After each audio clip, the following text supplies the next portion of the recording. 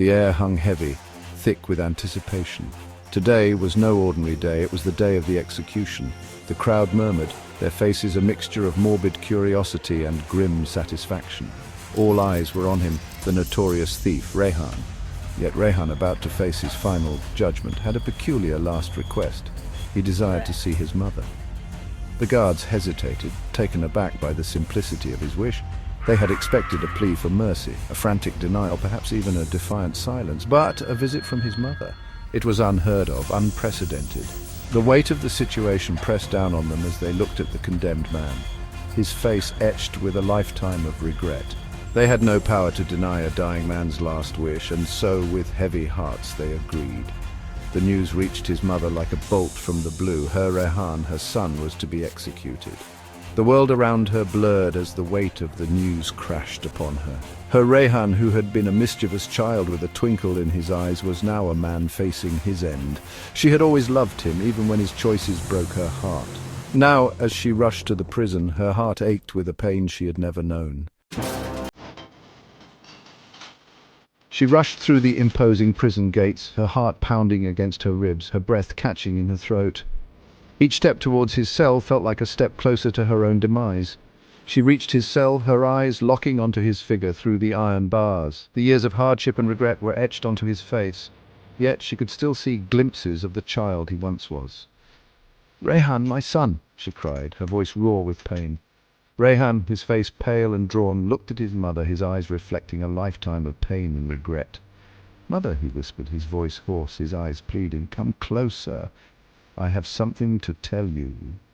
Hesitantly she moved closer to the bars, her heart breaking at the sight of her son in such a state.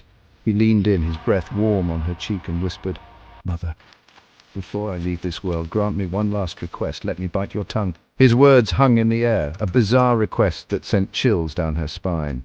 Why, in the name of all that was holy, would he ask for such a thing? Confusion warred with fear in her eyes. "Bite my tongue? Why, my son? Why would you ask such a thing?" she questioned, her voice trembling. Rehan looked at her, his eyes filled with a lifetime of unspoken pain. This was his last chance, his last opportunity to make her understand. He had to make her see, make her feel the weight of his words. "Mother, when I was a child, I stole a small sweet from a vendor. I was just a boy, hungry and foolish." His voice cracked with emotion as he recounted the memory. "When I told you about it, you laughed and dismissed it, saying, 'You're clever, my son, you can get away with anything.'" He paused, taking a deep breath before continuing. That one sentence, that one moment of misguided pride planted a seed. It told me that my actions had no consequences, that I was above the law. Every act of theft, every crime I committed stemmed from that one moment. You, mother, you unknowingly nurtured the seed of my destruction." His words, sharp as shards of glass, pierced her heart. He continued, his voice now a low murmur, "Bite your tongue, mother, so you may understand the pain you inflicted with your words, the pain that led me to this very moment." The weight of his words crashed down on her, suffocating her. Her Rehan, her son, was right. Her careless words, spoken with love but lacking wisdom, had set him on this path. She had failed him as a mother, her silence a silent endorsement of his actions.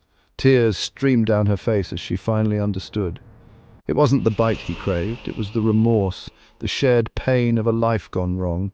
It was the bitter truth that our early actions, especially those we condone in our children, can have far-reaching consequences. As the guards led Rehan away, his mother sat there, in the cold, harsh reality of the prison cell, a silent monument of regret.